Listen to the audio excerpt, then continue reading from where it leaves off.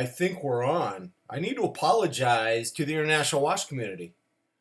I've made 66 videos, and not once have I ever mentioned the ultimate watch brand, Rolex. That's outrageous. That's uncalled for. That's asinine. You need to address Rolex. Rolex is the elephant in the room that you haven't talked about.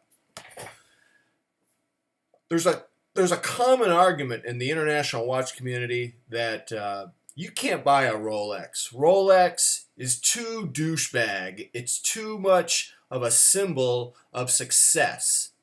It's wearing a Rolex is the equivalent in popular culture of rubbing people's noses into your success. And so a lot of watch people say, there's no way I would buy a Rolex. It's just whatever its virtues are, however good it may or may not look. I just can't be I can't be associated with those power mongers who would rock a Rolex and rub people's nose in their success. That's one argument I hear about why I could never buy a Rolex. Another related argument is the Philistine effect. Now, a Philistine is a lowly human being who can only define himself based on his consumer acquisitions.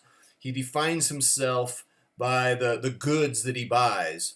Underneath all of his consumer goods is just this hollow shell, this husk, this cipher, this zero, this nonentity, this person who has no identity except for that which is invested in the in his consumer goods. And you know, Rolex is just, it's an amazing brand. It epitomizes success and power. And people who want to define themselves in that way, and many of us do, I mean, it's social Darwinism. We all want to define ourselves in terms of success and power. It's in our genes. It's in our DNA.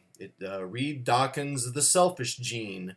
I'm sure it's in all of us, and I'm sure all of us have the Rolex gene in us. Rolex, Rolex.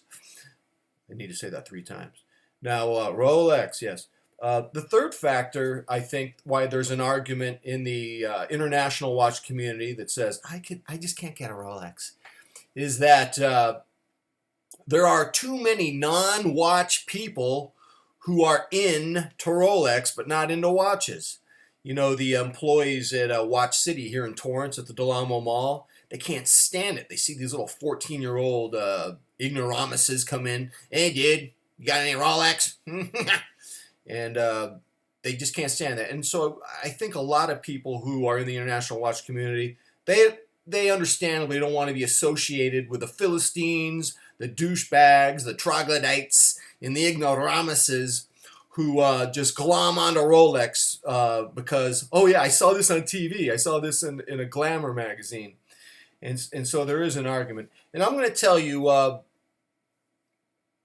can't tell you this because it contradicts my thesis, but I want to tell you that I wouldn't buy a Rolex. That for $15,000, while the Rolex Deep Sea Dweller 44 millimeters with the ceramic and the blue dial, while it looks good, I would probably spend my money if I was in that income bracket for other things. My 3 favorite watches, if money were no object, is the Breitling Super Avenger 2.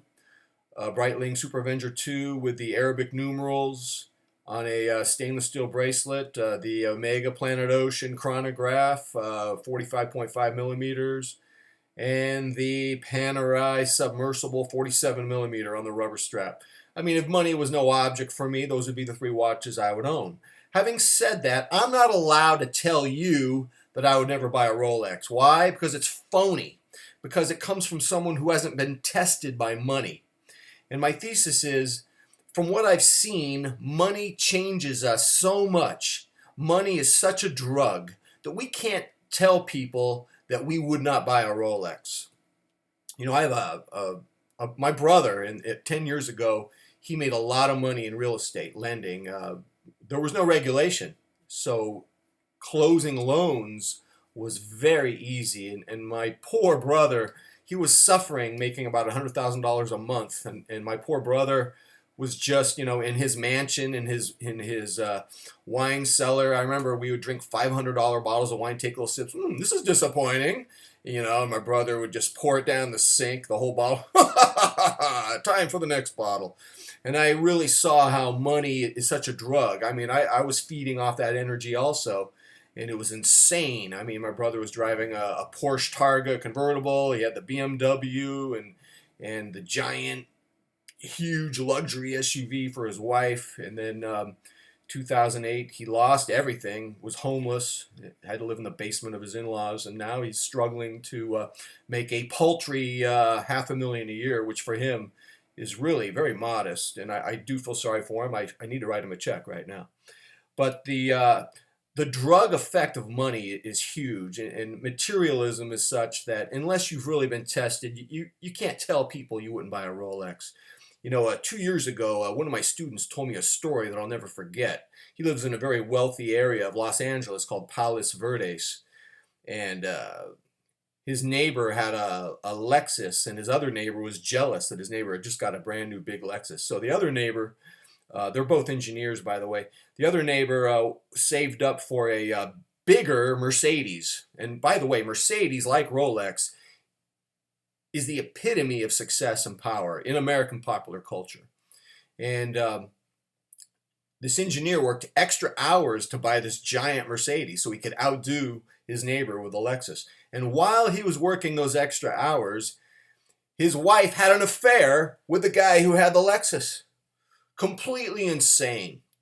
Money is a drug. Materialism is a drug. I don't get to tell you that I wouldn't buy a Rolex, because if I was in a higher income bracket, it would be really embarrassing if after I lectured to you with all my self-righteous indignation and all my piety that, I would never drive a Mercedes or wear a Rolex. That's just so materialistic. That's such a crass status symbol. Well, what would happen if you saw me driving a Mercedes while rocking a Rolex, and you would come up to me and you go, "Oh my God, you've gone to the dark side.